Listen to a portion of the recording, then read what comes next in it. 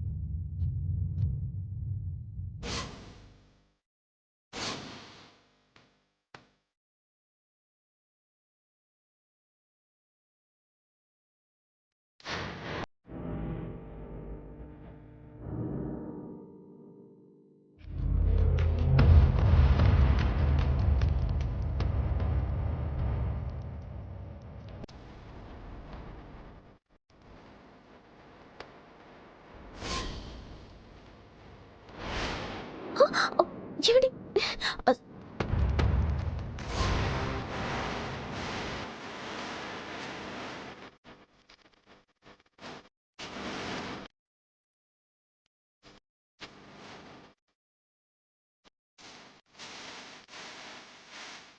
నువ్వు స్నానం చేస్తే ఎంత బాగుంటుందనుకుంటే రోజు నీతోనే స్నానం చేయించుకునేవాడిని.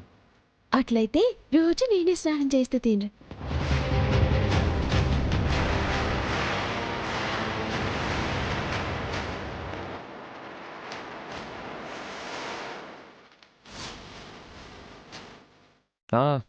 కష్టపడింది చాలు, నా తలని తుడుచుకుంటానులే.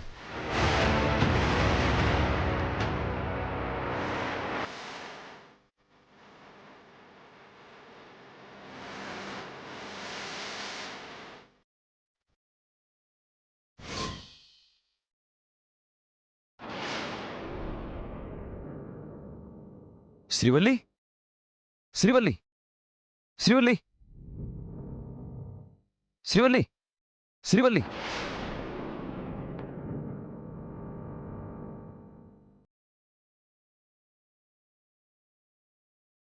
ఇప్పటి వరకు బానే ఉన్నావు కదా, ఇంతలో ఏమైంది?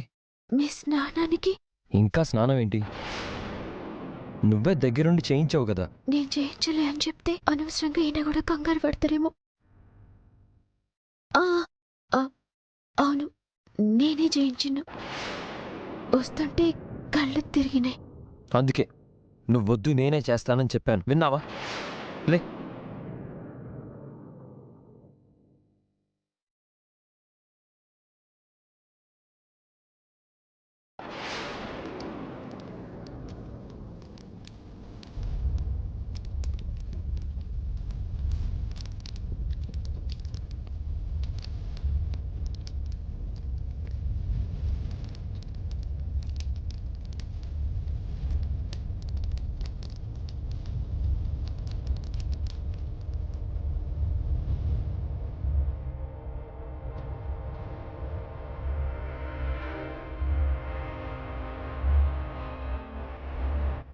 ఏంటి తల్లి, మళ్ళీ ఇట్టొచ్చినావు? నేను చెప్పింది ఏం చేస్తున్నావు? ఆ పని మీదే ఉన్నాను తల్లి. ఏది నేను అనుకున్నదొక్కటైందా? నా బిడ్డ చావు కారణమైన వాళ్ళు అందరూ ఆనందంగా ఉన్నారు. ఒకరిని కుర్చీలో కూర్చోబెట్టా కదమ్మా. అది తప్పితే ఏం చేశావు? ఆయన కుర్చీలో కూర్చున్నారన్న బాధ కన్నా ఆ శ్రీవల్లి తల్లి కాబోతుందన్న ఆనందమే వాళ్లలో ఎక్కువ కనిపిస్తుంది. నాకు కావాల్సింది అది కాదు. నా బిడ్డ చావు కారణమైన వాళ్ళ ఇంట్లో ఆనందం అనేదే ఉండకూడదు.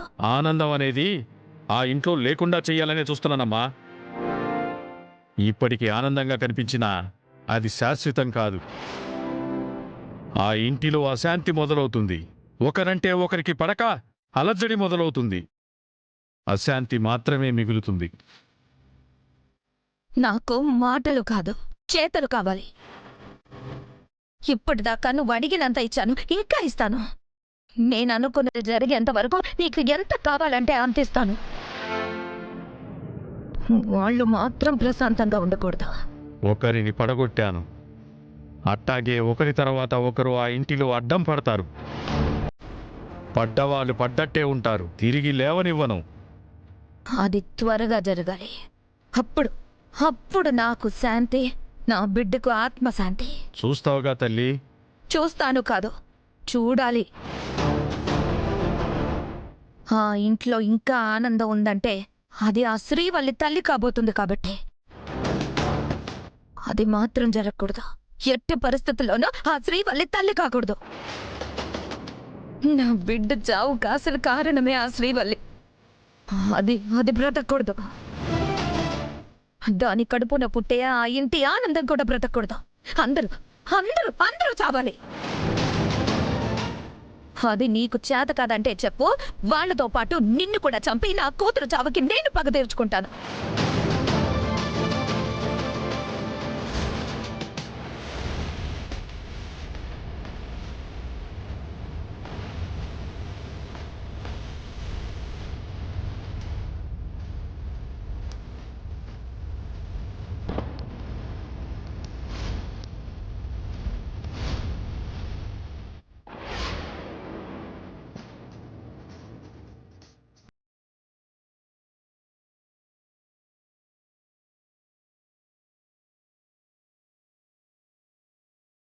ఏమండి, ఏంటి ఆలోచిస్తున్నారు?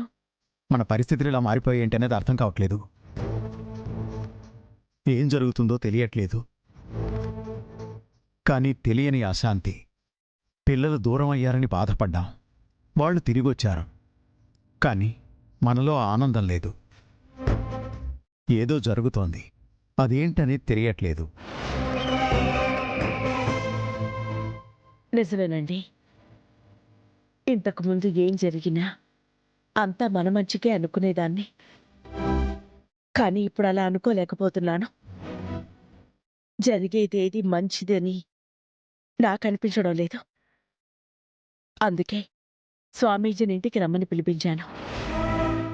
ఆయనొస్తే ఏం జరుగుతుంది, దానికి పరిహారంగా ఏం చేయాలి అన్నది తెలుస్తుంది.